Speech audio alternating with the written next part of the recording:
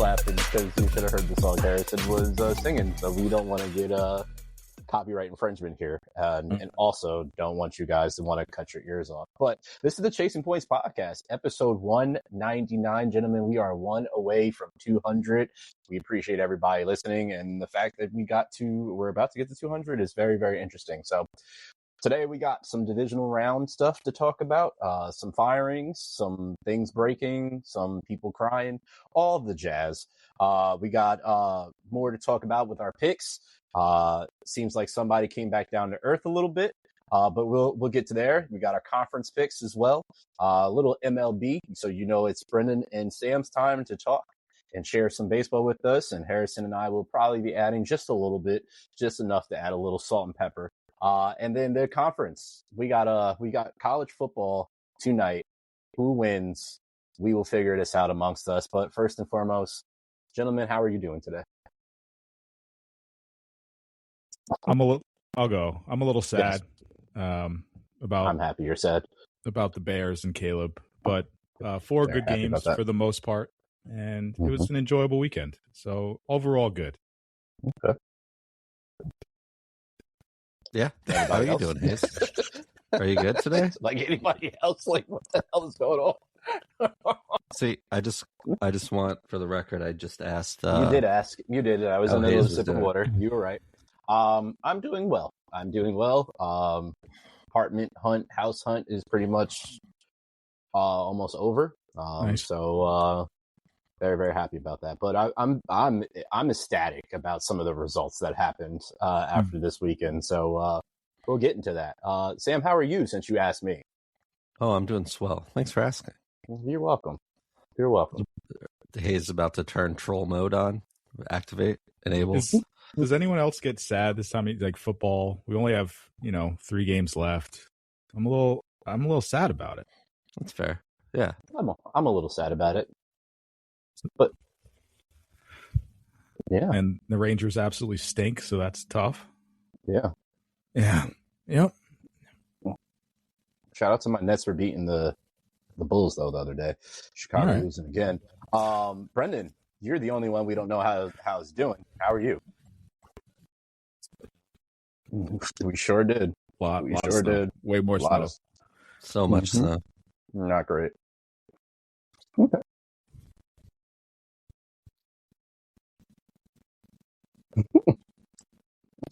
Yeah. But same, bro. Yeah. Feels good. Well, let's go to one particular game to start this off. Broncos over the Bills. We got a lot of things going on. There's a lot of mixed emotions about the results of the games. The ultimate outcome of it is today, Sean McDermott, little douchey McTroll, was fired. Bo Nix, a result of that game, fractured his ankle. And now we get to see Mr. Stidham face the Patriots to prevent the Patriots from going to the Super Bowl, which is probably not going to happen. So, gentlemen, what is your thoughts of this game? Lay it on me. Can I just ask real quick, what's your beef with Sean McDermott? Tush push. He wanted to ban it, and then they proceeded to use it every single goddamn game. Said there was health regions, and Josh Allen continued to do it over and over and over again, even though he said there's no actual studies of anybody getting hurt or any results of it, but it ruins it's not a good part of the game, and then proceeds to have his quarterback do the exact play. A guy can't change his mind. He didn't change his mind. Like if you don't lose it, you use it. He didn't change his mind. So the fact that he didn't and stood so tall on this, along with the other little troll in Green Bay, we can go there. So that's where my hate lies. I'm all about just getting you information and being able to change your mind. I think that's fair. Sean McDermott doesn't necessarily have a vote at the moment, so I don't think you really need to worry about that. He did have a vote, Sam. He did, but he doesn't anymore. A thing that you have defended Sean McDermott every single time I've said something about Sean McDermott. What is your championing of Sean McDermott? I'd love to hear this. I don't have a defense for Sean McDermott. I mean, this was the easiest path to the Super Bowl that he's seen, considering the stud AFC quarterbacks that didn't even make the playoffs. And the team did win. Unlike every other loss, this one was on Josh Allen. Sure. I mean, there weren't some great coaching decisions there too, but a lot of this was on Josh Allen. And I have nothing bad to say about Josh Allen. I don't know where this team would be without Josh Allen. So, it was kind of just down to that. Yeah, I thought it was probably my favorite game over the weekend overall. I mean, I thought both defenses played really well in spots. Both offenses played really well in spots. I mean, the Bills had 450 total yards and lost this game. So it's, it just came down to like timely turnovers. Obviously, Josh Allen with the 2 fumbles and then the interception, which the more I look at, the more I think is a catch, but I'm still confused about it. But yeah, it was just a well-played game both ways with, the proper mistakes that you would think of in a playoff game, and someone had to lose. And it's just, and unfortunately that's the Bills' time with, like Sam said, the easiest path that they've had in years. And that's got to sting a lot. And yeah, I'm okay with the McDermott firing. I mean, sometimes it's just time for something different. And fun stat I saw earlier from some guy at the AP, 36 coaches have won the Super Bowl. Of the 32 that were hired after the start of the Super Bowl era, of the 7 remaining coaches without a Super Bowl title on their team, only 4 have won after their 5th year. So, but it sounds like it's a really cool stat. What it sounds like is, if you don't win in your first 5 years, it seems like there's a lot of diminishing returns. And, maybe it just was never going to happen with him. You still have Josh Allen, who's still someone I would take on any team in the league. So, try something different. You have the pieces. They always seem to play a little bit tight, in playoff games or in big games. So maybe, a different approach there. But unfortunate for the Bills, good for the Broncos, but then also unfortunate for the Broncos losing Bo Nix. So I don't know. Yeah. I mean, it's just heartbreaking to find that out after the game. Brutal. I think we said in the chat, I thought it was a hoax at first, fake news, but just unbelievable. But yeah, this is probably my favorite game of the weekend. I mean, tough, a lot of costly turnovers, by Buffalo, between the fumbles and the picks, I guess, which one might be a little questionable, but, tough to win when you turn the ball over 5 times. 100%. And, the Broncos played a hell of a game. Bo Nix is a dude for sure. He is. As you guys know, I've been champion Bo Nix since he came into the league. And I've rode this wave because I saw what was coming, and I was very, very happy of what the Orange Crush should potentially be. You rode that Bronco. Wow. Yeah. White Bronco. The white Bronco. Yeah, the white Bronco for sure. It sucks to see that they, one of the top teams pretty much all year, and to be right at the doorstep of the Super Bowl. Now you still have a chance, obviously, with Stidham, and we've seen backups go on to play extremely well and win Super Bowls and whatnot. So there is a chance, but realistically, the way that I've watched the Patriots, which we'll get to, I don't really think that there is a chance. But that's why you play the game. Anything could happen in the game, and so we'll see what comes from that. I think one of my major takeaways from this one is, number one, this is Josh Allen's worst playoff appearance, period. Oh, by far. Right? Yeah. And I know for several years, essentially he's put the team on his back and try to do stuff. But I've seen teams and quarterbacks get absolutely ridiculed for having what Josh had. Josh is at several points had the best running back. This year had the best running back in the league, statistically. Had the best pass defense in the league, statistically.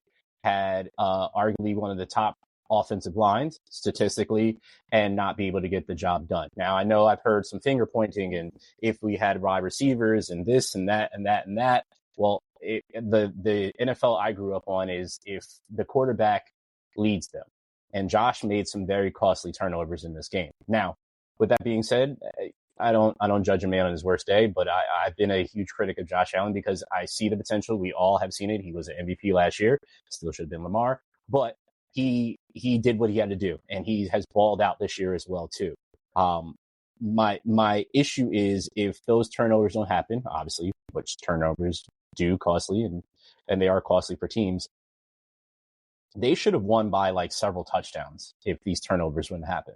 So the fact that we got to the point and everybody's talking about it now about the said catch or interception, which Harrison, I'm back and forth with it because you're saying it's, I mean, Brandon Cooks went down with the ball, so technically he's down.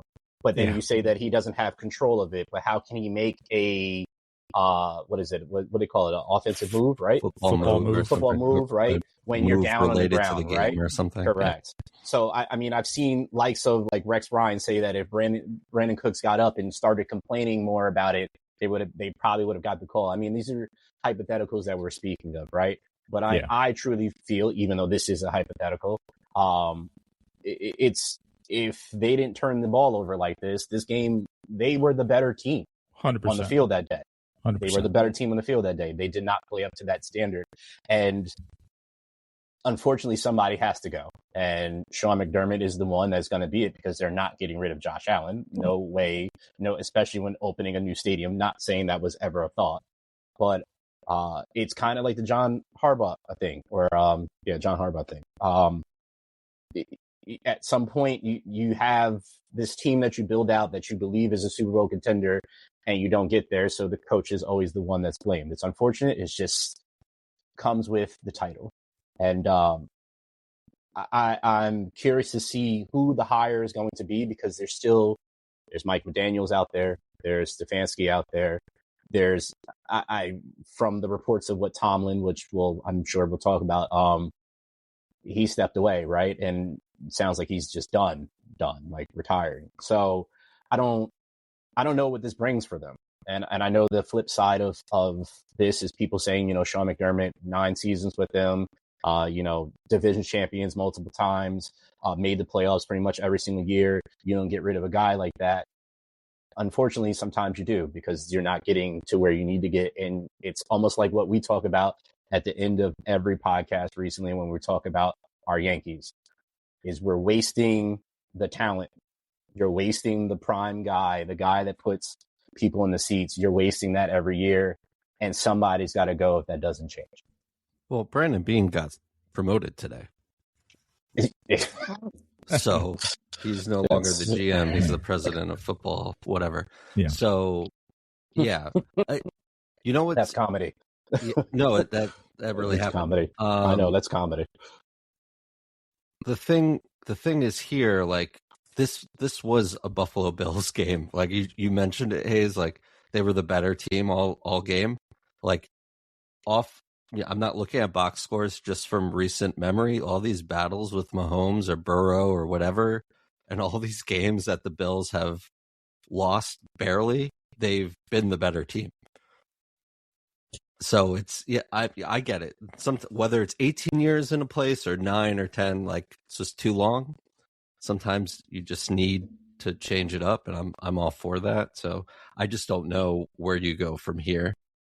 I have a question, since you're kind of there, and a question for you all. At what point do we start pointing the blame at Josh for not getting over the hump? At what point? I'm genuinely asking a question, taking all the things that I have said out of it.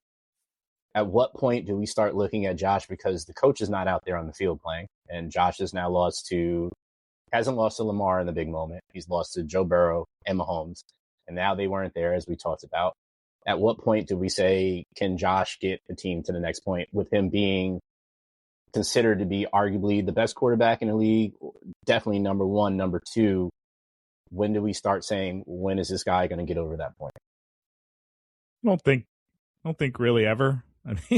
I think he's built up enough kind of cachet and respect within the league and the way he plays the game and the throws that he makes. Like, where else would you go? I mean, it's going to be kind of similar to, I think, what Caleb turns into too. Like, I think you have to take the good with the bad, and try to, minimize the bad and in the chances that you get. Was the game on him this week? Yeah, for sure. Like, there's no excuses for the mistakes that he made in this game. And, he was up in the podium saying that he cost the team the game. And, not everything is on one guy, but yeah, he kind of did. And we have to be honest about that. So I don't know. I think you just kind of continue to learn from those mistakes. I think with a lot of the Bill stuff, it's like self-fulfilling prophecy. They're just snake bitten. And it's going to take some miraculous effort to get over the hump. And if he gets them one title, that's enough for that city. So, you just kind of keep knocking at the door, chopping the wood, and hopefully hope for a different outcome. But they have the team to do it. Now you just try a new coach, see if that brings some new life and new energy, and go at it again. But I don't think there will ever be a point in time where you're like, let's move off Josh Allen or let's do something different there. Like, he is that guy. Where he's come from an NFL perspective, being this very raw product out of Wyoming, 7th pick or whatever, and like, oh well, he's got a cannon, but is he accurate? And the big thing during the draft was his completion percentage, and you can't draft a quarterback's not going to be successful if he's throwing under whatever it was, 60% or whatever it was.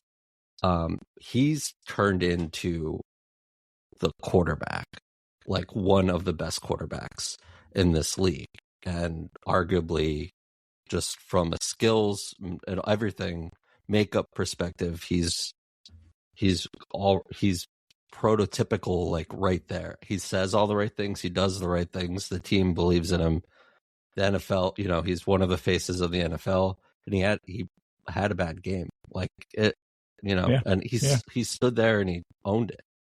Yep. I don't know. I look at this. We've talked about this a lot. Like, and I just pulled this up from the last time I did this exercise. Like, I'll add 11 because the Eagles won the Super Bowl last year. Last 11 Super Bowl winning quarterbacks. There's 6 in 11 years. 3 of them are Mahomes. 3 are Brady. 1 Stafford. 1 Foles. 1 Hurts. 1 Peyton. And then the runners up. There's just, there's like 5 or 6 different names here. That's it. It's really freaking hard to get to a Super Bowl. And I think we live in this world, especially like, look at this franchise. Like, they went to 4 freaking straight Super Bowls and embarrassingly lost all of them. We were too young. I don't remember this time. I was, when was the last one? 93? Yeah, 93, 92. I don't remember if that happened in today's world where you go to 4 straight Super Bowls and lose. Holy crap. But how hard, we've seen how hard, especially this year, where it's like the league's been just flipped upside down. We just saw it with all these coaches getting fired, and again, another year of all these coaches getting fired. So, like, I think it's fine. Like, it's fine. Yeah. It's not great. You want to win. They need more talent. They need receivers. I like Shakir, but that's it. Brandon Cooks, that's it. Like, but this is in 2013 Brandon Cooks, 14 whenever he was drafted. Like, this team needs some help. And the defense gave up a ton of points all playoffs long. Yeah, they're close. It takes a lot of luck, man. It takes a lot of luck. It's kind of the way it goes. Yeah. I mean, no doubt about it. Game's kind of on Josh, yesterday. But up until then, I mean, his playoff stats are off the charts, right? I mean, obviously, the only stat that matters are you winning in the playoffs. But for most part, up until yesterday, he's been exceptional in the playoffs. So statistically speaking, so. Yeah, I don't think you move off Josh. You bring a new coach in, whether it's Dable or if they convince Tomlin somehow to come to Buffalo, and see how it goes. I think we said it before the season even started. He still needs some receiving, weapons in the receiving core. So, let's try to bring in some receivers, some weapons for Josh next year, along with the new coaching staff, and see how that goes. Run it back, try to go out, do this again. So yeah, I don't think you move off Josh Allen. Like Sam was saying to me, he's established himself as one of the top quarterbacks in the league. Obviously, winning MVP last year, but yeah, bring in a new coach, bring in some new weapons, and then see how it goes. So I think you stick with Josh at the end of the day. I just wanted to clarify because a couple of you said this. I never mentioned moving off of Josh. So I just want to make that clear. I meant, at what point do we say, can Josh do this? Oh, Is he capable of doing this? Yeah, that's fair. Just, yeah, I just wanted to totally just wanted to clarify. I don't think he should ever be moved. I just wanted to, just to clarify. Confidence meter on Josh Allen being able to win a Super Bowl at some point in his career is 100%. Yeah, 100%. Not like no question. Yeah, I'd take that bet. Okay. Like he's 30 or going to be 30 or in his whatever he's around there. Like, yeah, totally. And 29 years old. He's got 7-8 more years to try this. Yeah. Curious to see. Hopefully, we're still doing a podcast then. We'll still be friends then, so you can revisit that for sure. Friends. We're friends. Rams over the Bears. Yeah, our friendship is about as. Never mind. Rams over Bears. Harrison, we know you cried about it. I did. But I'd like to hear the other gentleman's thoughts before yours because I was very happy. I'm bummed too. I thought the game was awesome, and I just will say I don't know exactly what I said to you guys with that play, but that throw was like Madden on rookie, like your receiver somewhere. Who caught that ball? Yeah. Was it DJ Moore? Like, I don't even remember. Komet. Yes. Cole Komet. Yeah. That throw before was it the drive before the interception, right? Before overtime? No, it was, before overtime. Yeah, it was the one to tie it. Insane. Like, yes, but the whole experience of Caleb Williams, like we've been saying all year, was in this game. But just, I was pulling for the Bears. I wanted the Bears to win. But yeah, just couldn't. The luck ran out. Turned back into a pumpkin. But I don't know. Before you guys, Brendan and Harrison, respond, question for you all: is it a mistake that they didn't go for two after having that momentum of such a big pass? Do you think it's the right move that they went for one at that point in time, or do you think they should have capitalized off the energy that was in the stadium after that catch? I think it's tough to put your whole season on one play. And I think kicking it and going into overtime and trusting your defense, which had played phenomenal all game, is the right move. I might have, instead of kicking to start overtime, just put the offense right back out there. I think that is a thought that people need to think about a little bit more. I know it's like customary now to put your defense out there and know what you have to score, but I think I would have made that decision instead of going for two. I think putting it on one play is just I don't like that. I would have been fine if they went for two and lost too. Like, just and off of your point, Hayes, from the momentum, like, I mean, we've seen this crowd a couple times in prime time, like big games this year, that Soldier Field was like shaking. So I get that. I mean, they stopped the Rams. They had a chance to win the game, right? It just didn't work out. And it was, wasn't a great throw. But to a point Harrison made a couple weeks ago, like, I know there were a couple turnovers in this game. Like, Caleb usually doesn't, despite being this, we saw it, I just referenced it, the craziest throw and catch probably ever, or one of them. Like, he usually doesn't throw the ball all over the place like that and throw it to another receiver. NFL record, fewest interceptions through his first 1,000 passes. So it doesn't match the kind of gunslinging reputation he has. But yeah, Brandon, before I go, if you want to add on. I want to hear what Brendan has to say about if he goes for two or not, and then I'll answer my go for two question. I think as a non-fan of the team, it's probably easier to say, yeah, go for it, But if I'm a fan of that team, I'm probably playing a little safe, especially in the divisional round of the playoffs. But I mean, just going back to Caleb, just how impressed I've been with just his ability to make a play and to scramble and to evade the rush, and he's just fun to watch. And I don't want to glaze him too much like Harry, but it's just it's impressive to watch, put it that way. Even my dad, of all people, who I saw today, was like, just see that scramble and that throw, and just it's unbelievable. And so you got to give credit where credit's due there. I think he and the Bears have a bright future, that's for sure. Before I say what I have to say, we do have some news that we'll get to in a second, but the Dolphins did hire their head coach. So we'll get to that. But I say you go for it. You've kind of had that mentality all season to go for it. Mm-hmm. I know they won't say this, but the Bears are playing with house money from the beginning to get to this point and be in the position where they're at. It's been a long time since the Bears got here. And I just watching the locker room after they win games, and again, the momentum and the energy in that building, I say there's no way for me. I think it's a no-brainer that you go for it, and you live and die on that hill.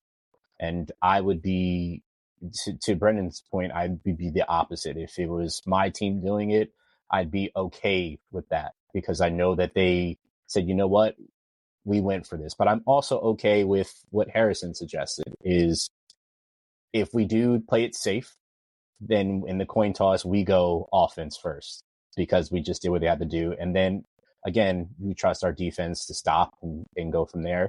So I think either way, but if I'm personally the one making the call, is we go for it. Just why not? Let's do it. If we live or die on this, and I have all the confidence in you guys.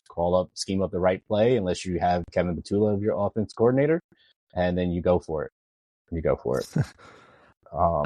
The change in this team from where we were mid-season last year with firing Matt Eberflus and all of this to this team now, like, and the changes we've seen in Caleb Williams and the receiving core, and like, this is a learning moment for Ben Johnson too. Maybe in his mind, he's like, yeah, my gut's saying go for it. Like let's just end this. Let's go home, with a win.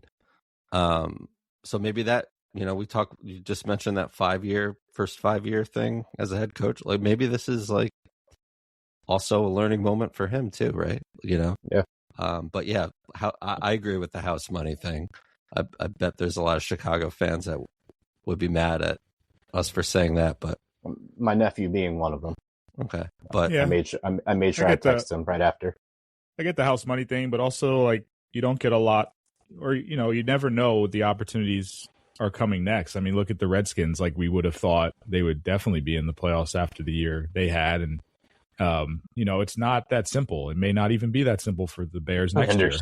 Like, it looks like they're on an upward trajectory, but things change very fast in the NFL. And with the Bears, you win that game against the Rams, and why not? Why not win a Super Bowl in year 2, which would be absurd to say, but looking at the teams remaining, like, the door is wide open for all these teams. So, it hurts for them. I think they'll be fine, in the years coming.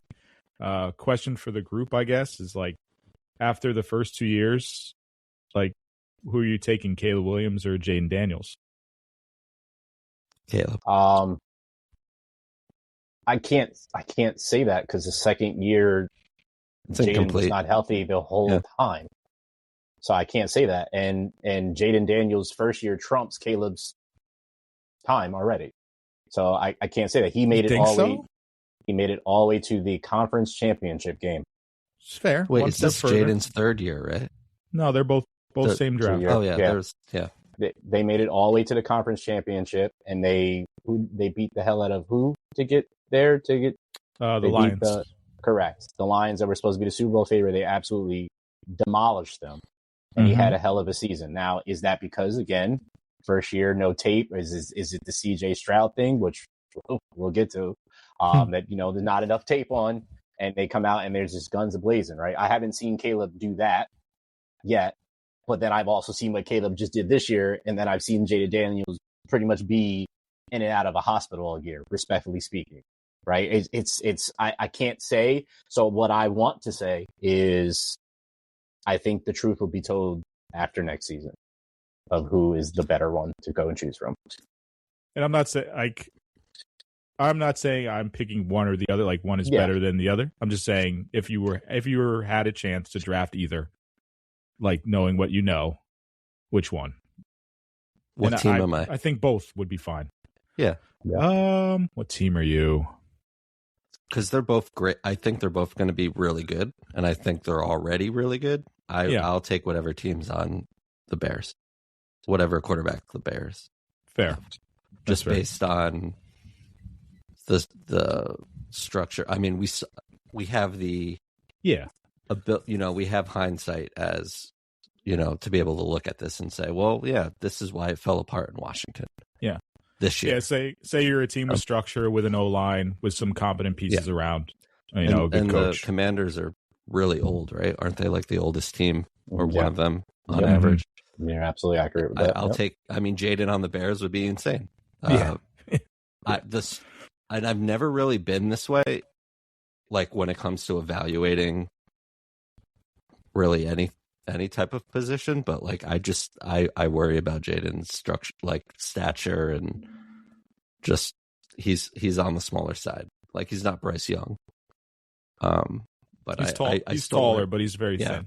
I worry about that, especially the hits that he's already taken in his career. And again, I think the sky's the limit, but that's why I would probably take Caleb. Yeah, I just bring it up. I love them both. No, it's a good question. It was like, Caleb caught so much shit his first year and a half. And it's like, I don't know. It just annoyed me. It annoyed the hell out of me hearing it. But then seeing him make these plays and like no hyperbole, literally like the greatest throw I've ever seen yesterday, like the greatest throw I've ever seen. And then a couple of the greatest throws I've ever seen in weeks prior. So it's like he has that type of ceiling. Floor wise, I think he's going to make mistakes in the near future. Hopefully they're not at like very inopportune times like yesterday was. And he's another one like Josh Allen, like you just have to take the good with the bad, because like if he's not backpedaling 40 yards and throwing that pass, like he has the green light to do that. And that means he has the green light to do other things too, which are probably going to be dumb and not end up very well. So like that's just the thing. Like if you want him to be exciting and if you want him to play this way, you just got to let it happen. And like the mistakes will come. That fumble at the end of halftime for the Bills, same thing. We've talked about it a lot. Like, this is Josh Allen. This is the guy you draft. Like, this is the 6'5" guy you drafted. He plays like this. You need him to play smarter, but at the same time, he was the whole team. Like, he's trying to win this game. Maybe selfishly, and like maybe it wasn't warranted. Like, he didn't need to play like that, but he just reverted back to that. So that's why I have like no problem with it. Because two transitions here before, like, you could add Drake May into this conversation since they're all in the same draft class. And then CJ Stroud played really bad. That was really bad. The fact that the Pats couldn't just put him away was a little concerning, but I know how good that Texans defense is. But like, that's kind of why I give Josh Allen a pass here, because it's not CJ Stroud. Before I continue with the Patriots Texans, we didn't give the Rams any love, so I want to give the Rams love. That's real quick. fair. They went out and won that game. The pass to Devontae Adams, where he was the only one that can get it, that was like sliding. That was a phenomenal pass. Their defense has been real. Jared Verse has been real. That defensive line is a problem. And the fact that Aaron Donald retires and they go and continue to create another monster of a defensive line is something else in itself. They draft very, very well. They coach very, very well, and they have a guy that is a future Hall of Famer. And as much as I can't stand the Rams, I have to give them their flowers. But I just can't wait to see them lose this week coming up. Pats over Texans. I heard somebody say this. I forgot who said this, but I think it was spot on. I believe CJ Stroud is trying to chase his first year.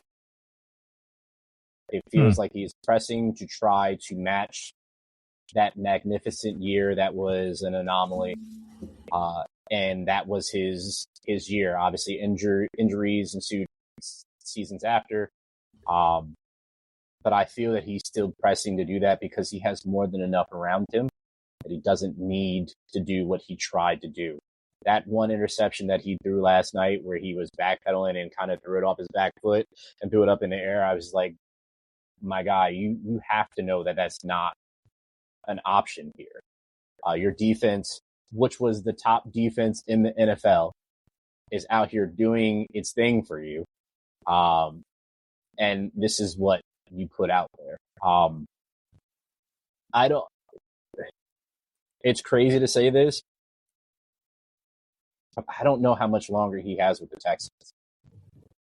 And I hate to say that they could potentially move off it. I hope he gets around a veteran gets in his ear, sits him down, and helps him work through his reads and helps him take the step forward that I believe he has the talent. It's just I don't know why he can't put it together, and it seems like he's regressed at this point, and it's not great to see. And then on the flip side, the fact that we have the Patriots almost in the Super Bowl again has to drive our resident Jets fan insane. Probably all of us, because none of us are really Patriots fans and can't stand what we had to grow up and watch.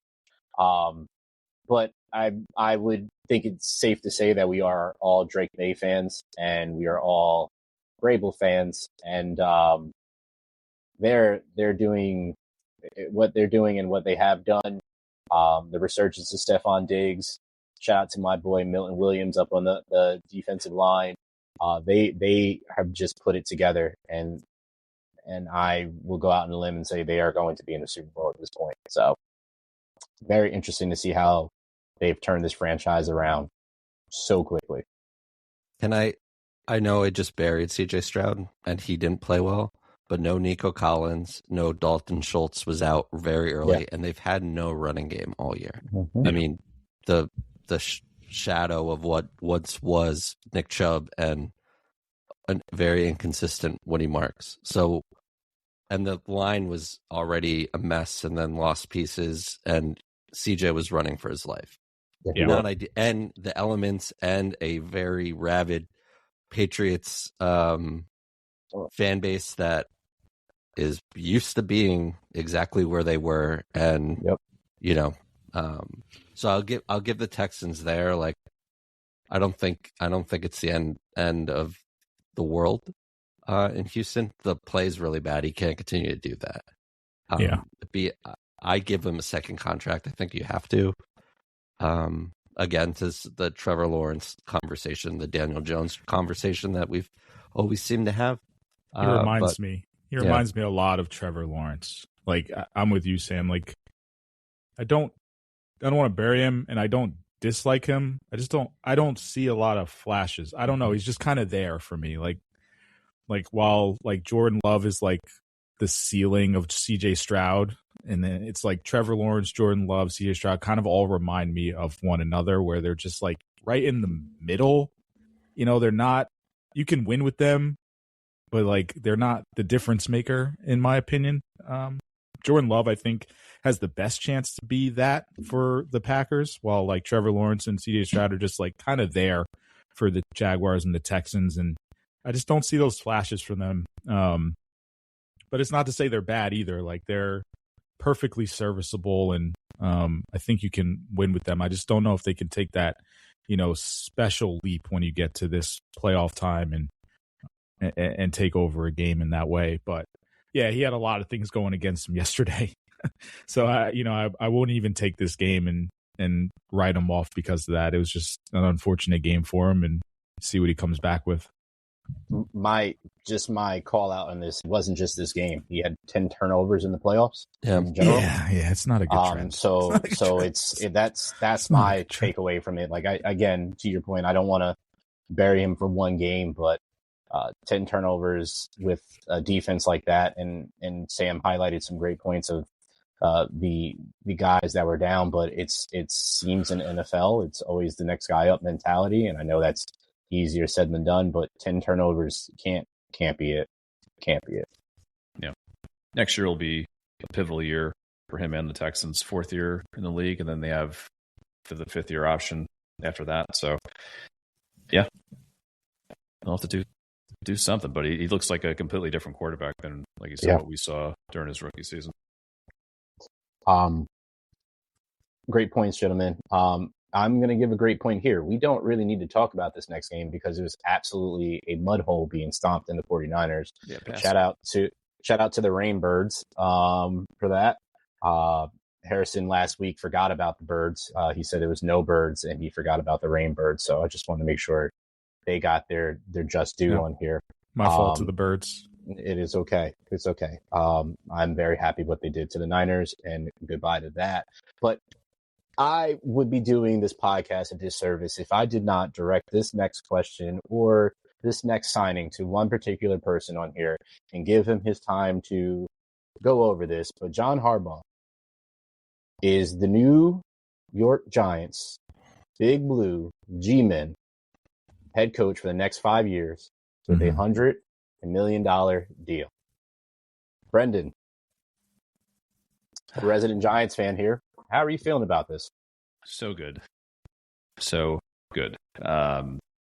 Obviously, since Coughlin, there has just been it's been a turnstile, right? With the various head coaches that have come through here and have just ultimately failed miserably. And let me just rattle off some of these names for you: Ben McAdoo, Pat Shurmur, Joe Judge. That was a doozy. Dable, he started off well, obviously coach of the year in 2022, but we know how that ended. Steve Spagnuolo was an interim head coach as well during that time. So just to bring some stability back to the team and ultimately credibility, it feels good. It feels like we're now heading in the right direction. We've got hopefully our franchise quarterback. We've got a stud wide receiver. We've got our franchise left tackle. We've got multiple guys on the defensive front that, as we all been saying all year long, maybe the best unit in the league collectively. And now we have a head coach. And, I know it took a little while to make it official. And from the reports that I've read, it was, first of all, the reporting structure.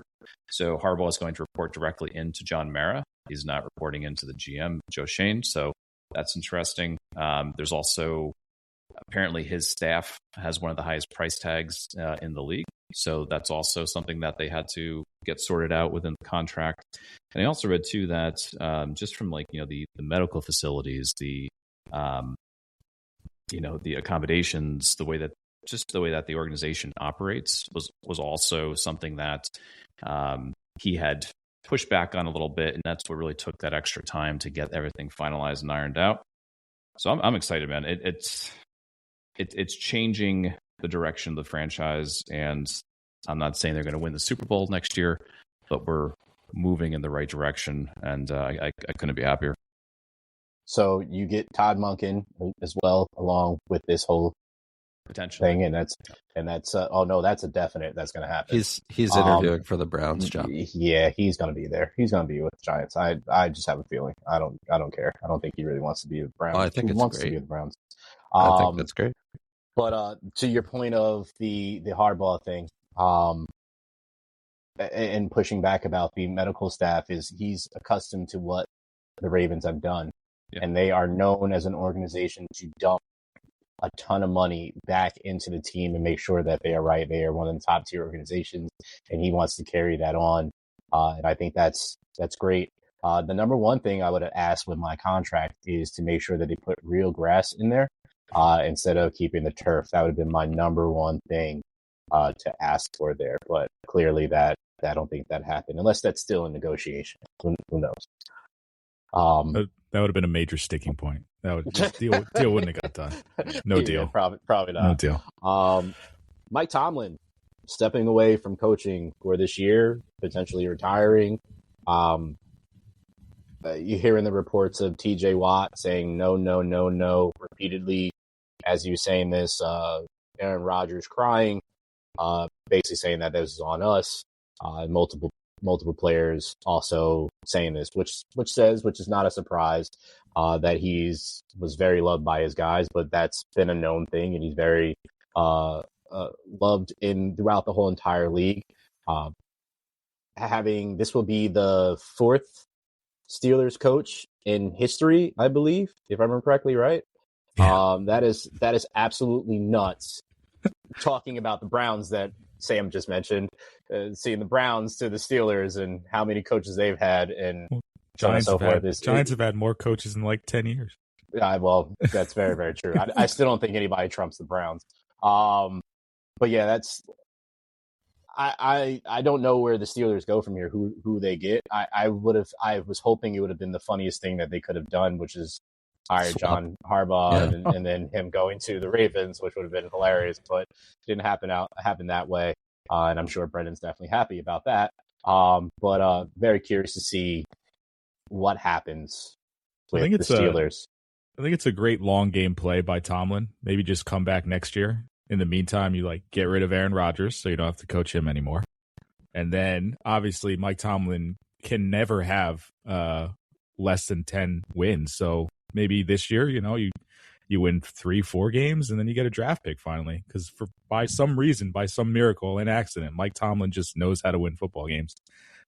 So yeah, take a step away, let them be worse, get rid of Rodgers, then come back. And the 27 draft classes. Quarterback class is insane. Yeah, make your return. Or should be.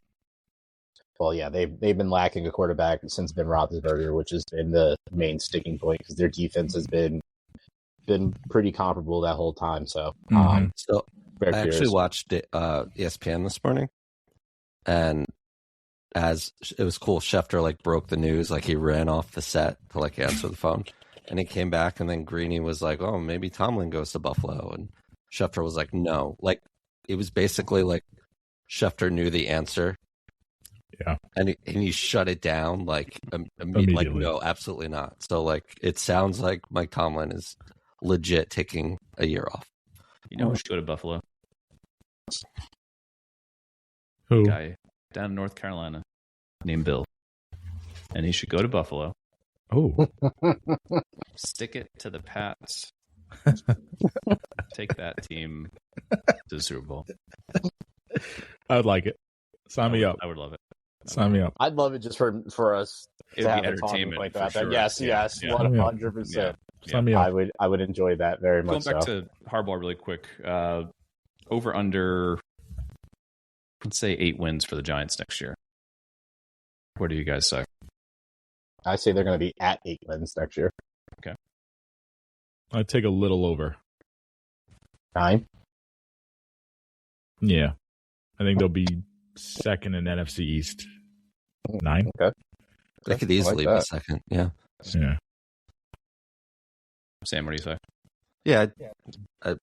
If they make the playoffs next year, I would not be surprised. Again, just new culture. I mean, you said it, Hayes. The Ravens are the cream of the crop as far as just classy organizations. The Eagles right up there. There's a handful of other ones. And, the Giants were once viewed that way. And, I can get it back there, but they have all the pieces, Neighbors, who knows? You have the 5th pick, right, Brendan, in the draft? Should have the first. I'll say for you, Brendan. I know. I'll say for you. Imagine the ransom they could have gotten. I know. I know. Especially with Moore going back. I didn't put that in the notes, but that's why I'm upset, because I think I landed on before, and this was before the Oregon-Indiana game that I want Mendoza as the Jets quarterback. And then more left, and I'm like, oh, I just wanted to be able to take him at 2 or trade the pick at 2 and get like what the Rams got for RG3 or something. Find a team desperate enough to do that, and then just sit and wait. I know no one asked this question. I'm fine with just taking the pass rusher from Ohio State at 2 and just wait for next year. We're not. Yeah, it's fine. Yeah. No, that's a good point. You're more than a year away. Yeah, it's fine. Yeah. 2 more.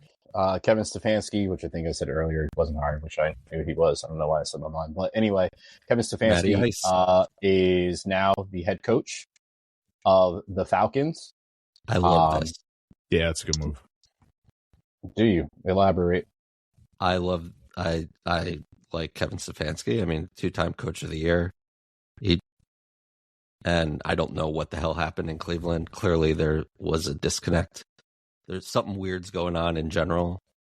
It was weird It was weird from the draft. I mean, you got who's making the calls? Like, what's happening? Yeah. Well, I did hear a report. Gabriel third round, and then it's just weird. I read a report. I don't know if it's actually true or not, but one of the sticking points to the quarterback thing is he wanted his guy, which was Dylan Gabriel, and the GM wanted Shador, and that was a sticking point throughout the whole time, which I could see that being an issue and why he was hesitant. He wanted who he wanted, and they wanted who they wanted, and it seems like they were right about who their choice was, but we'll see. They had we'll see how it plays out. Too. Even for drafting 2 quarterbacks, and forget about the value with Shador, because I think we all agree he was not the number 1 quarterback. He shouldn't have been 1-1, but I think we all agree that he was at least as far as he dropped. He was a day 2 quarterback, no doubt. Mm-hmm. So I mean, Harold Fannin, the tight end, is a beast. Judkins, Dylan Sampson, they drafted 2. Bunch of pieces on the defense. The Browns had a really good draft. 10 months later. They normally draft well. They normally draft really well, honestly. I think that's one of the most underrated parts about the Browns. They do draft pretty well. Yeah. Honestly. Well, their defense over the last couple of years has not been bad. You know what I mean? And that's a lot to do with, Stefanski and the way he kind of organizes that. And it's something that the Falcons definitely need. They have a lot of offensive pieces. Trying to get those on the same page will be interesting. But I think defensively, if the Falcons are able to take a step up, that's a pretty, formidable team. I'd say so. A team that I don't think necessarily is going to be formidable is the Dolphins, and they hired Jeff Hafley from the Packers. I did not see that coming. Don't know much about him, but I will look more into this, but did not think that's who was going to take over the Dolphins head coaching job. But then again, I had no idea who would take over that job and who would actually want that job. But good luck to you, brother. Brendan, to the point where you were naming all the coaches since Coughlin, and I thought about this recently with the Jets. We won't name Belichick because he was coach for an hour. But every coach since Bill Parcells, except for Adam Gase, was a first-time head coach that was hired. Aaron Glenn, just go back, aside from Gase. And everyone you named, Brendan, except for Spags, who was just the interim, but was previously a head coach and is arguably one of the better defensive coordinators ever. Yeah. There has to be something to these organizations. The Dolphins routinely hire first-year head coaches, and I don't, sure Jeff Hafley will do a great job. That Packers defense was, he's done a lot with that team even without Micah Parsons. I think he's a good defensive coordinator, but I think there's something to be said about hiring an inexperienced head coach, and especially in a team where you need it. Structure. Yeah, I wouldn't say they're the best ran organization, but that's a whole other. In the last 15 years, how much trouble has come out of Miami? Mm-hmm. Not even talking about this living and being in Miami, but just all the drama and stuff. it's always a first-year head coach. Yeah. I don't recall. I mean, Jimmy Johnson. When was I'd have to. Dave Wanstead. I don't know. Like, so like I really think like I'm just thinking about this a lot. Like, that's why like this is the year with the Jets don't fire their head coach. Like, arguably the worst year they've ever had. But here we are. So yeah, good point. Good point about that, especially with the Giants. And that's another thing too. You know, with Harbaugh coming in here with his track record, he's got that cachet. He's built up that respect across the league, and it's just going to be an immediate impact that's going to be felt across the entire organization. So, yeah, I think there's something to say about bringing in an established head coach versus a first year guy. So, I think the only problem there is like those guys don't come around too often. No, not at all, and for a reason, right? So, yeah, for that exact reason. And an experienced GM doesn't want to hire John. You think Joe Shane? I mean, I made the joke to you guys last week. Like, Joe Shane's like living the dream here. Like, he's been untouched throughout all of this stuff, and now Harbaugh. I mean, eventually you could see him being squeezed out, but like, this is why. Like, you don't hire. These guys don't want to hire. Someone with experience that's going to save their own ass. Yeah, I think like Hayes, you and I were talking about it. Like, this is now Harbaugh's team. Yep, there's absolutely. You give the reins to him. So to your point, Sam, I could see Shane. He could be probably going after next year. If they don't have a big turnaround, win 8 or 9 games, even still, if Harbaugh's like, I want to bring in my guy, or I want to be more involved in the decision making, they're going to accommodate that. Probably should. Yeah, you don't pay a guy $20 million a year to. No. Probably should bring Joe Shane's son in to the front office because he makes better picks than his dad. Speaking of picks, divisional weekend standings. I'm 3-1, Bacon 3-1, Harry 2-2, Sam 2-2. Playoff standing, Harry. Harrison is 8-2 overall. Bacon is 8-2 as well. Sam is 7-3, and I'm 6-4. Harrison has chose to pick the Broncos for this outside of all the rest of us for the Pats and Broncos. The rest of us have picked the Patriots, so we'll go back to that. He's trying to distance himself. You're right, Sam. Brendan, we don't need to go back to that. Seahawks, Rams. We are mixed here. We're split down the middle. Harrison and I both have the Seahawks, and Sam and Bacon both have the Rams. So we'll just talk about that really, really quick. Why Rams? Why Seahawks? I'll say real quick, Seahawks, because I watched the energy that they played with, and they have one of the biggest advantages left, which is that home field advantage, and it is loud as hell in there. And the way they started that off, obviously, I don't think there's going to be another kick return to start it off again. But there's a chance. There's a chance because he is too damn fast, but that defense is smothering. And I think Matthew Stafford can do multiple things, but I think just the way the energy that they're playing with and how they've been playing all year and have played against the Rams, I think Seahawks take it. Yeah, I'm with you, Hayes. I'll go Seahawks as well. I think they just have the home field and the energy and one of the better defenses I've seen in a long time.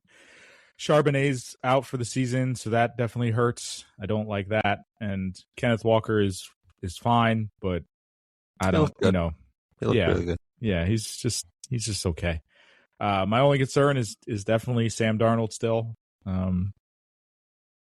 That's a major concern, and Matthew Stafford is the better quarterback there in that matchup, but I think that Seahawks defense is too much. Too much for our boy Matt Stafford? Yeah, I do. Yeah. Because they're going to be so one-dimensional. Like, they're like the Seahawks run defense, like they average, like it's like a yard and a half a carry. Like, it's that freaking good, and the Rams are just going to have to be so one-dimensional. And I think Matt Stafford is definitely capable of making those throws. It's just, I don't know. I think it'll add up eventually. And if you're not able to run the ball at all, tough day. Back shoulder to Devontae's. Okay, Stupid. So good. Stupid. That pass. I want to pick the Seahawks for everything you guys just said because I completely believe it. But I don't know. Maybe I'm just buying into narratives and stuff. But like, Matt Stafford's won a Super Bowl. Sean McVay's won a Super Bowl. They have arguably the best wide receiver duo in the league. If top, whatever, it doesn't matter. They're both Hall of Famers at this point if Puka can stay healthy. I was thinking this the other day too. Puka might only play like 8 years, but they're going to be like the best 8 years you've ever seen from a wideout. And I like Kyron Williams too. From just I know how good this run defense is for Seattle, and I've been pounding the table for that. I don't know. It's Sam Darnold. You're not wrong for being it. I mean, I think the Rams definitely have a very clear advantage at head coach and quarterback. Like, very clear. So we'll see. That's the determining factor for me. Yeah. It's clash of styles. Offense versus defense in this one. It's like, which one? Either way, should be a great game. Yeah. Hopefully some more winter playoff weather. I don't know about you guys, but I think I mentioned in our chat, like, that's just... Love it. I love snow coming down, playoff football. Although the rain in New England is pretty gross, but yeah. Speaking of New England, shout out to Randy Moss. Was he wearing owl feathers? Did you guys see the pregame? I did not. I missed Randy. I did not. Yeah. What is going on? Also, goat. Yeah. Goat. Absolute goat. Yeah. Gentlemen, there's MLB news. I will leave it to you. You want to talk about the Broncos? Ooh. Yeah, we got to hear Harry's take on the Broncos. Yeah, what's up with that? Would this be the first time first time a quarterback, his first start of the season's in the AFC or the conference championship game? I think that's the stat. AFC? Because Nick Foles was NFC, right? But that wasn't his first start. He played in a regular season. Yeah. Yep. I have no idea. Going off vibes here, guys. Vibes. Jared Stidham vibes. Yeah. Big vibe. No one believes in this vibe. Not at all. Not at all. They're the one seed. They're at home in a challenging place to play. And no one believes in us. No one believes in them. And with the Super Bowl head coach, winning head coach. Yeah, why not? Why not? I'm the good. Baby Pats, get them out of here. Do you? I'm good. What would you do if the Broncos won this game? Bo Nix was fine. You didn't hear he's sure hurt a little. He's wobbling a little bit. He's all right. Like, who wins this game? What do you change your mind? Like, Bo Nix would is feel way better about quarterback. the I'm taking Broncos. Bo Nix. Yes, I'm taking Bo Nix and the Broncos. It's a good question. Yeah. That's that. Brendan? We stayed there too long. You're riding the Pats? Okay. Regardless. Yeah. Pats defense has been awesome. The Pats looked great yesterday. That game took forever, and they just couldn't put them away. I hated that game yesterday. That was my least favorite game of the playoffs so far. I just did not enjoy watching that one. Oh, other than Steelers Texans also. I didn't enjoy that either. But whatever. All right. For the third time. You all right? Trying. I was just trying to get away from this conversation because there was no point for us to even go down this road, but sure. The Dodgers has some news here, and also the Mets have some news here. So I've relinquished the microphone to two worthy MCs, Brendan and Sam. Step to the microphone and start the cipher, please. Sam, maybe we tackle Bo first because I feel like we're going to spend some time on. Yeah. Go ahead. You go ahead.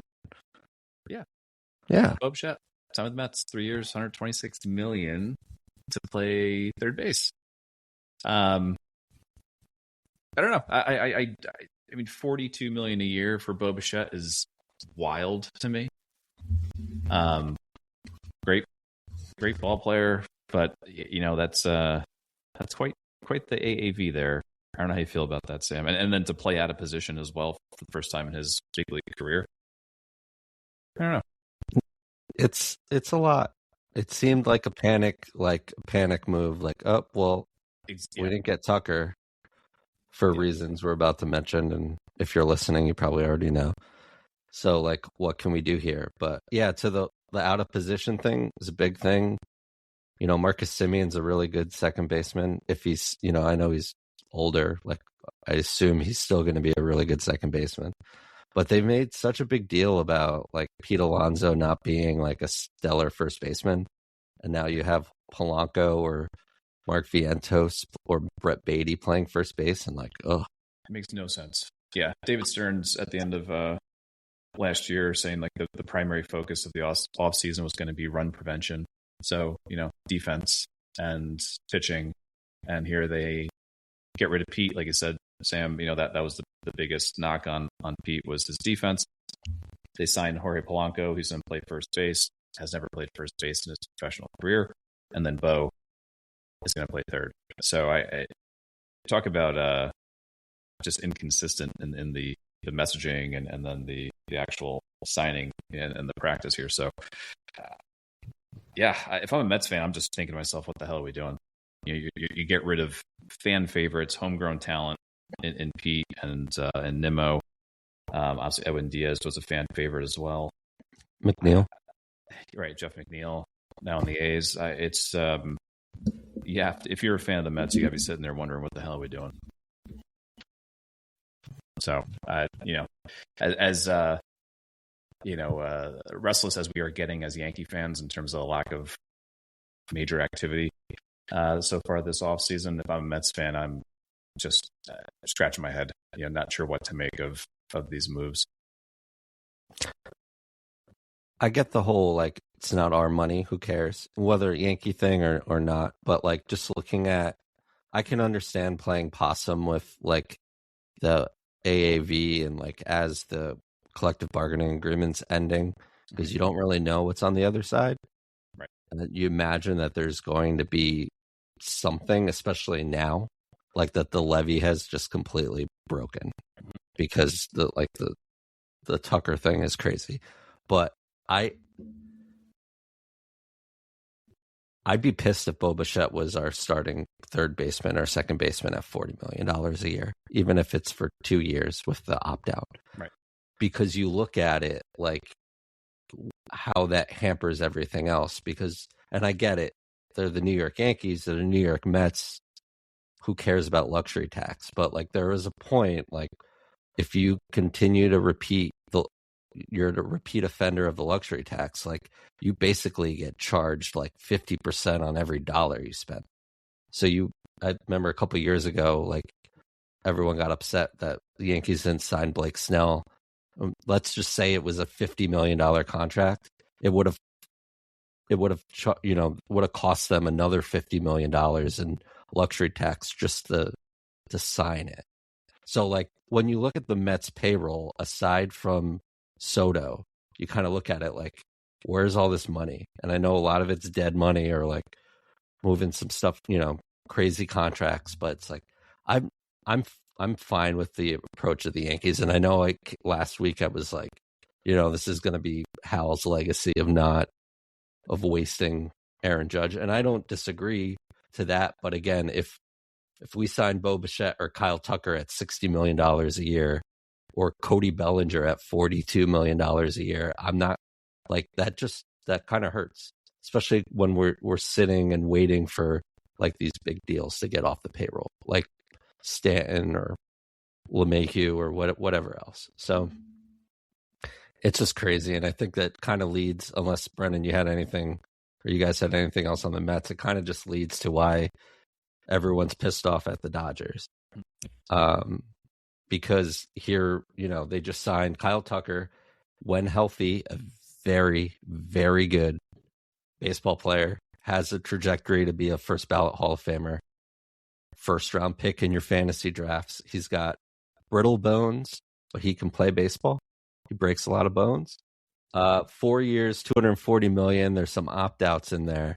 So what is that? 50, and there's how much was deferred? 30 million, 40 million? 30, yeah. So $57 million a year.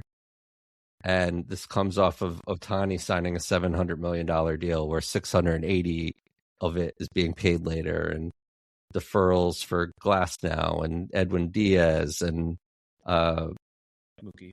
Mookie and Freddie Freeman and all of that. Like this is, and again, this is why Ohtani did this, signed it this way to like free up all this money, and that's great. And you could win 10 World Series in a row, and I guess it doesn't really matter, but like there needs to. I was never in favor of a cap. I really think there should be a floor as far as like make the poorer teams that just take the luxury tax money and don't do anything with it, like make them spend money and be competitive. But like, I don't know how to even think about this anymore. You have every right to be pissed off. I'd imagine like there's probably some Dodger fans that are just kind of like, yeah, this is cool, but like this isn't great. It feels dirty. You know? Yeah. It feels dirty. Yeah, I know we had a really extensive conversation about this in our group chat, but like, I don't see how this is good for baseball. It's one thing to spend money.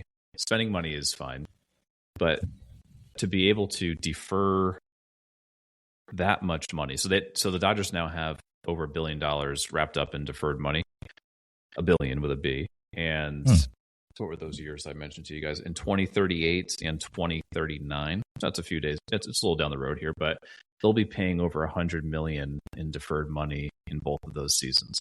And on the cap, on the luxury tax, right? Or like against payroll. Exactly. Yeah. Yep.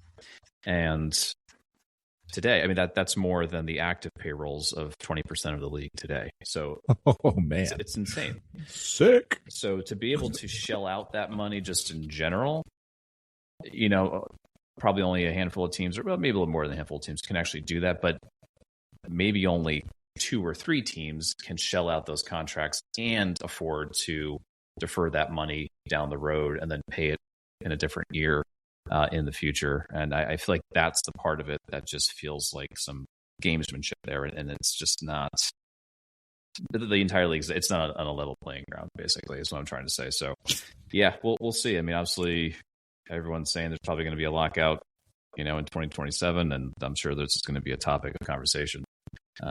But it's shocking. There has to be. There needs to be. It got a there lot needs harder. to be some. Yeah. It got away from them, and obviously I'm not the biggest baseball guy, but this piqued my interest and did a lot of reading and research on how this is even possible. And the fun thing I landed upon that I had no idea about was the TV money that the Dodgers were able to kind of secure off of, when was it, when they were going bankrupt, and then they were allowed to keep all their TV contract money, and they're the only team in the league that has this ability to do so. I don't know about that.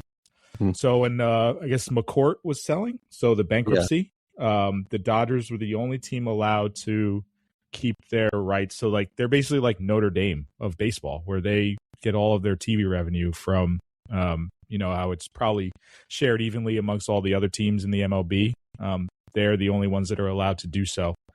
So that's just like a major domino in what has happened here. Similar to, I think of it as like, you know, when the Warriors were able to get Kevin Durant, and it's like, this was just a blip in like the salary cap kind of NBA era where it was like, this shouldn't have happened. Like this just shouldn't have happened at all.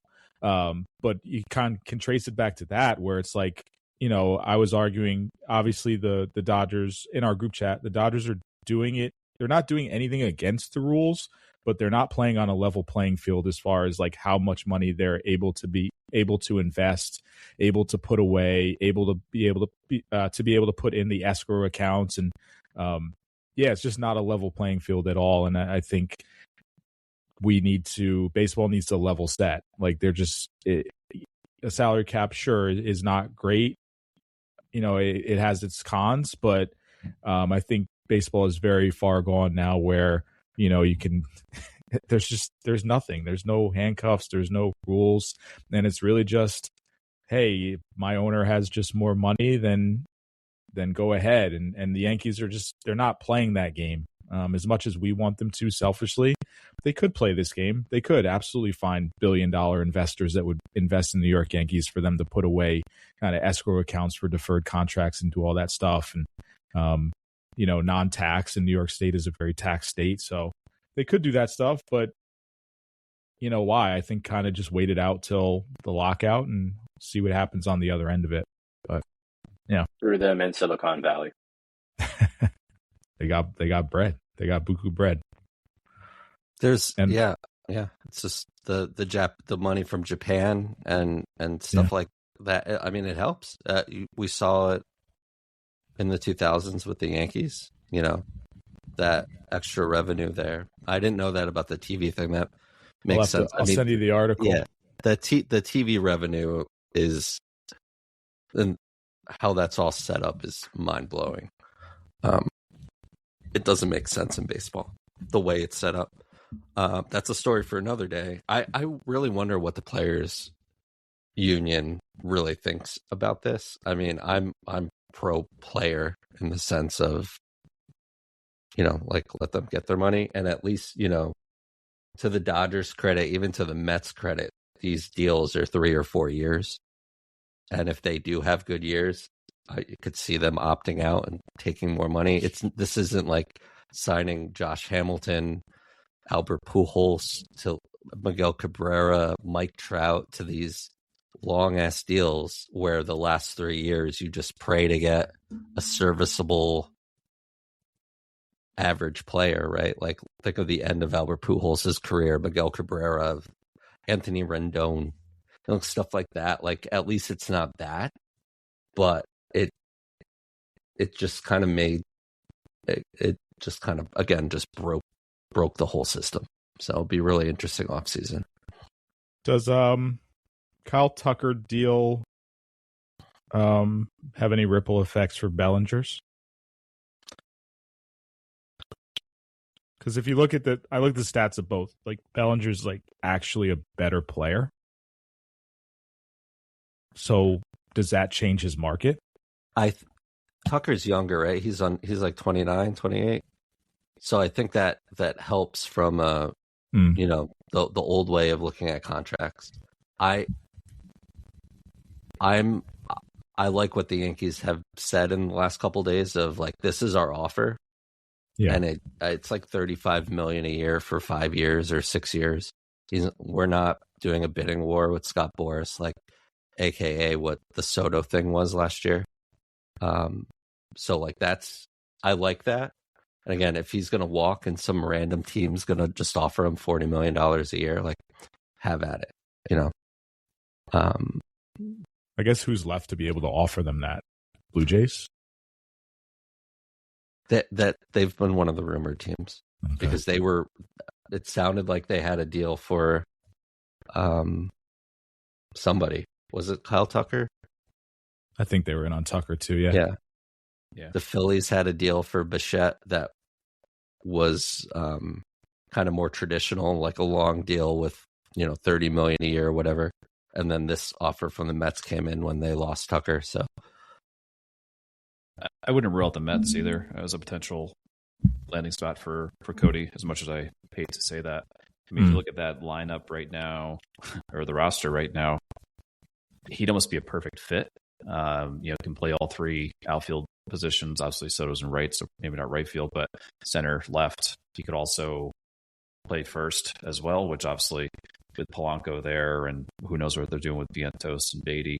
But you kind of plug him into that roster and that lineup, and you could really see that being a good potential landing spot. But yeah, I mean, unless Boras, like you're saying, Sam, I know the Yankees are trying to stay out of bidding wars, especially with Boras clients. But if Boras can drum up, some panic and say, hey, Yanks, you're going to miss out on Cody. He's going to go to the Mets, or hey, Phillies are jumping in on this now too because he's really the top bat left on the market.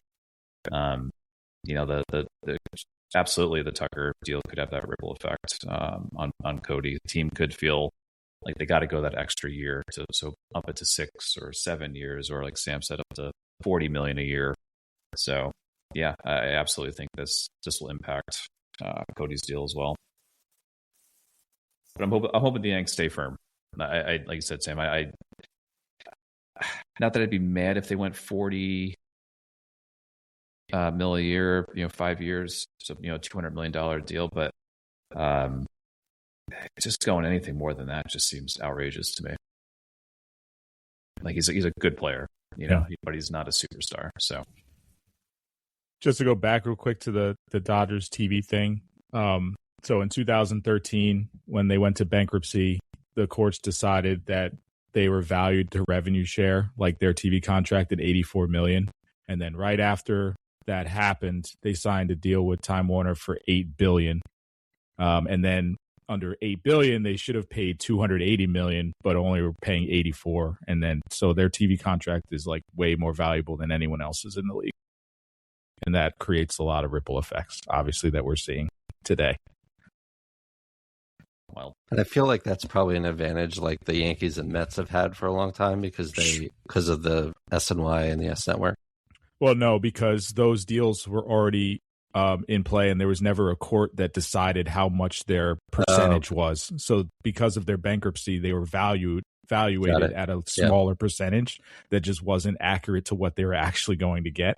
And then they turn around and get a $7 billion TV contract when they were valued to have like maybe a $3 million one. So it's like just a huge advantage that they got, and that's kind of what it is. That's baseball season. That's baseball. Well, Hayes is Michaelis, so is he Michaelis? He's frozen on the screen here. Yeah, Should we college football? Yeah. College football title game. Who you got? We can do this for real quick. Well, the game will be over by the time you hear this. Yeah, I think last time I saw the spread, it was like 8 Indiana. Yeah, is Harrison? I was going to ask you this question: like, can Miami win this game? I do not think so. I don't think so. I think Indiana's too good. Yeah, I want the U to win. I think Indiana is going to take it, but I did see somebody in Miami sold his food truck for $37,000 to put a bet on Miami for $150,000. So, oh no! So good luck, bud. Great life choices. I don't love that bet. That's a tough bet. Mm-hmm. Hopefully, he's got another food truck. Yeah, really. Hopefully, he's won a multiple. Yeah, I hope so. Yeah. What does that pay out? That's crazy. Good for them. I mean, Miami is home. That's fun, but I think Indiana's way too strong. Yeah, I'm going Hoosiers. Someone keep an eye on Michael Irvin too. Do you think Michael Irvin comes out of the hurricane, the duck, like he pops out of the mascot and he just starts, getting everybody amped up, doing lines? Yeah, BTA. Yeah. We can erase this tomorrow too if this doesn't come to. If Miami wins, just get rid of it, please. Thank you. I will not. The money line, Sam. Now you can take us out, please. Plus 240 money line for Miami. So, what did he? He put $150,000 on 37, I think. $37,000 $150. Yeah. Okay. Good luck, man. Yeah. Did you see the SNL skit, Michael Irvin? Yeah, it was really funny. Yeah, I just thought of you guys. That was funny. SNL's still doing it. They're still great. Yeah, every once in a while. Institution. Yeah. So for Hayes and Brandon, Harrison, Sam, Kylo, everybody else, thank you so much for listening. 199 in the books, guys. Next week, 200. Real close. Super Bowl preview, whatever. So stay warm out there and have a good week. Peace. Go Birds.